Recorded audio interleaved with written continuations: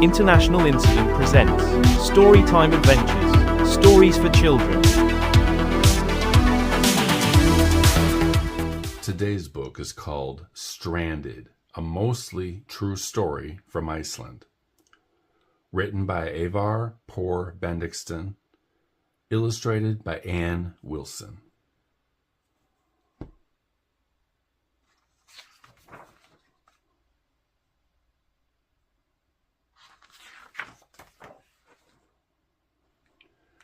This is a story about my grandfather, how he got stranded on a volcanic island, was almost turned into barbecue, and found the most important moment in the world. His name, like mine, was Aevar.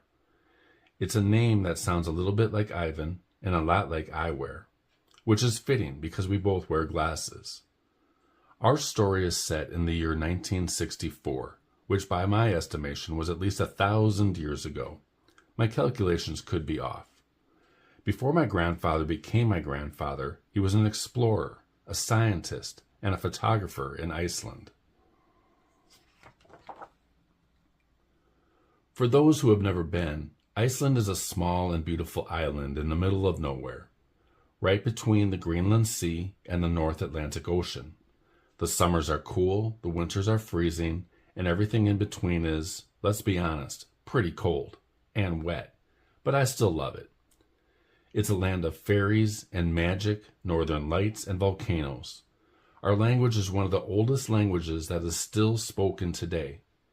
We love stories of mythical creatures like trolls and elves. The story I like most is the one about the wishing moment.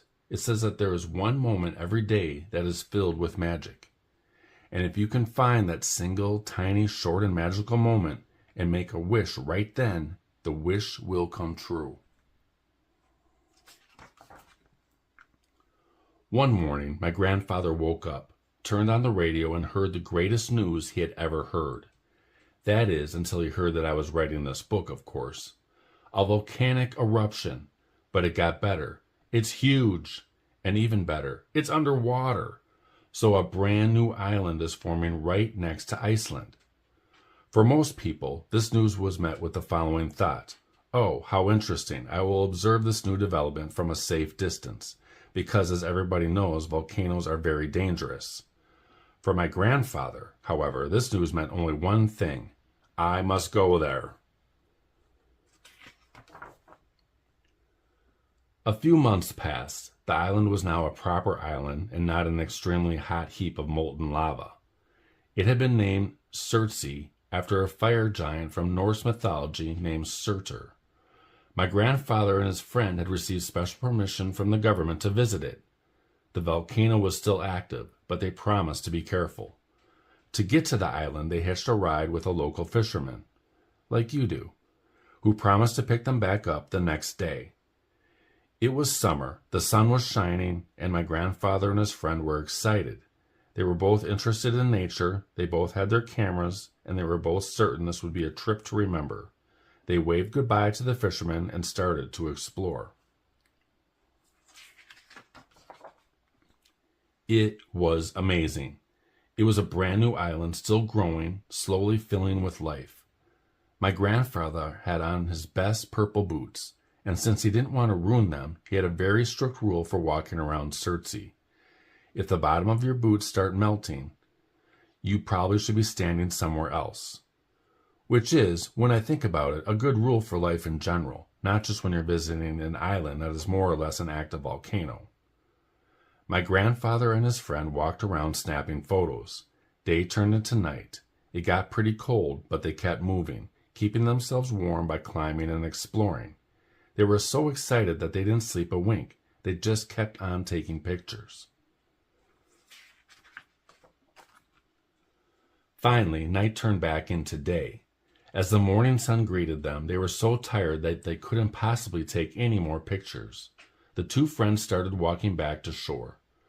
The fisherman would surely be coming shortly, except that he didn't.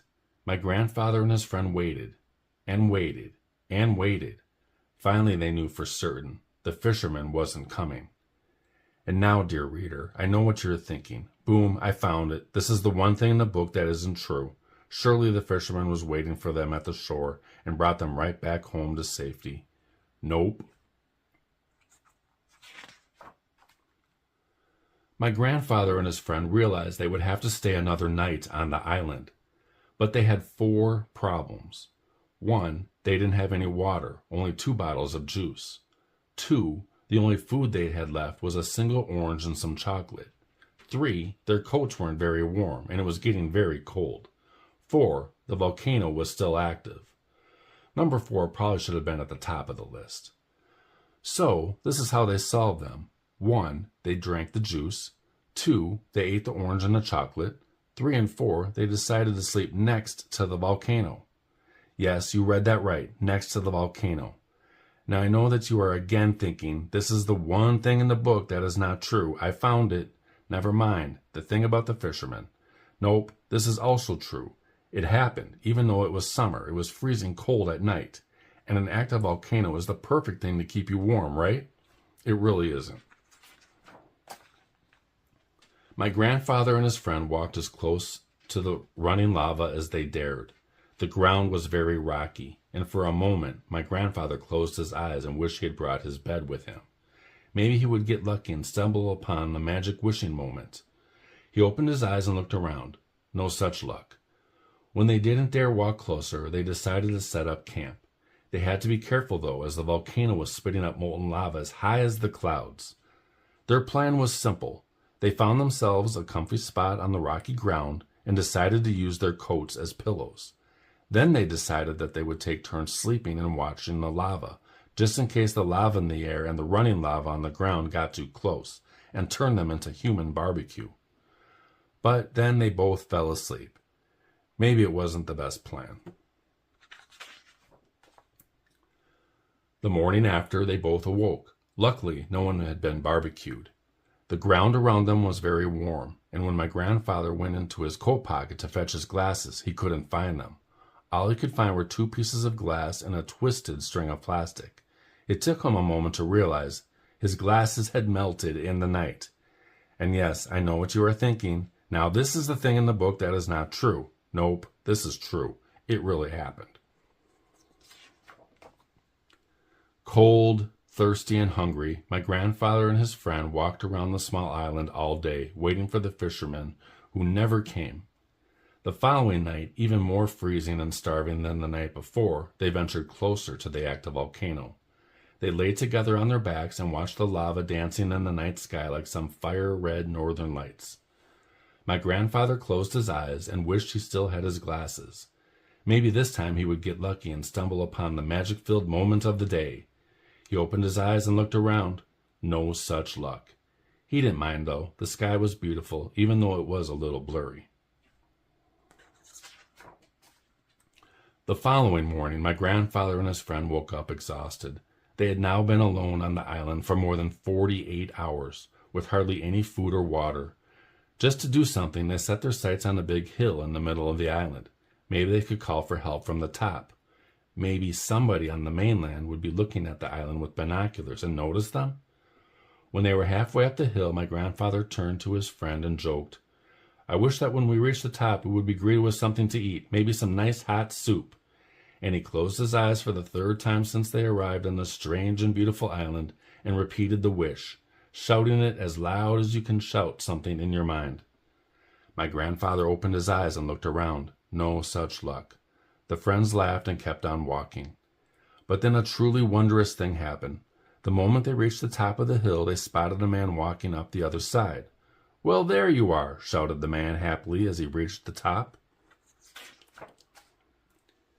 "I heard there might be some castaways stranded on the island. I'm glad I found you." My grandfather and his friend couldn't believe their eyes, especially when this mystery man reached into his backpack and pulled out a giant thermos. "You want some soup?" My grandfather and his friend looked at each other, then back at the stranger. Then they started smiling. "I guess I found it," thought my grandfather. It turned out that this mystery man was from the United States. He had come to the island earlier that morning by helicopter, along with some scientists to explore. They had landed on the other side of the island, so my grandfather and his friend hadn't heard them.